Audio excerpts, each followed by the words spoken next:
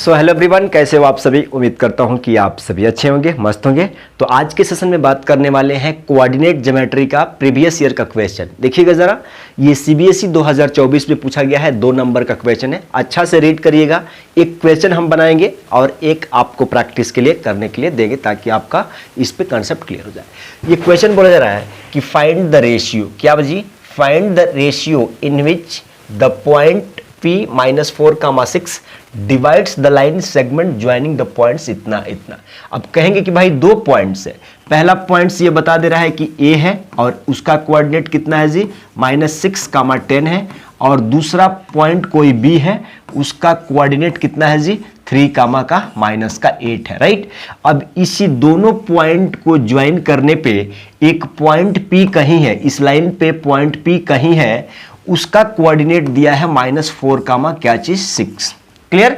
अब पूछा जा रहा है कि ये जो पॉइंट P है ना, इसको किस रेशियो में, मतलब यहां से यहां कितना रेशियो है, यहां से यहां कितना रेशियो है।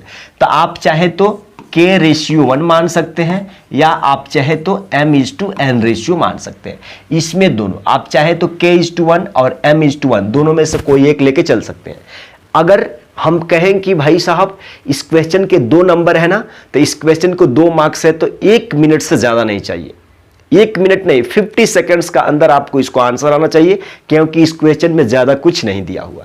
आप देख के आंसर बता सकते हैं, फटाफट कैलकुलेशन, जस्ट 20 सेकंड पेन चलाइएगा, इसका आंसर आ जाएगा। लेकिन हम इसको आपको अच्छा तरीका से समझाएंगे, तो टाइम का ध्यान मत करिए कि भैया आप तो 50 सेकंड में बोल रहे हो, आपका 2 मिनट लग गया।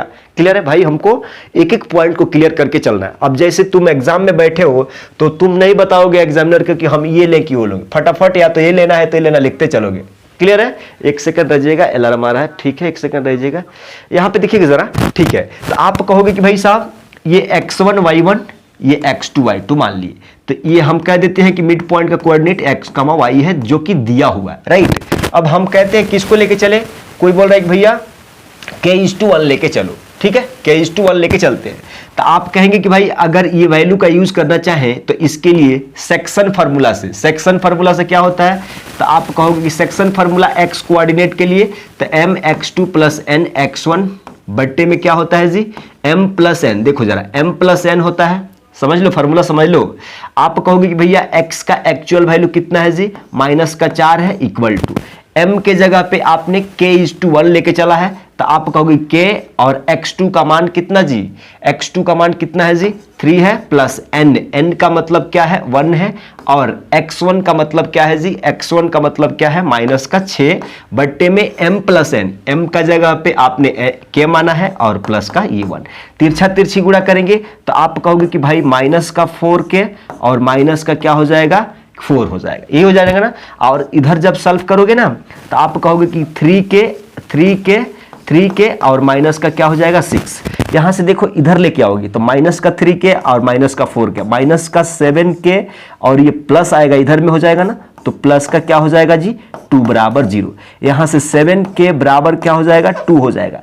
जब K का मान निकालोगे तो तुमको 2/7, और इसको आगे बढ़ाओगे तो 2 क्या हो जाएगा, 7, और यही इसका क्या है, आंसर है।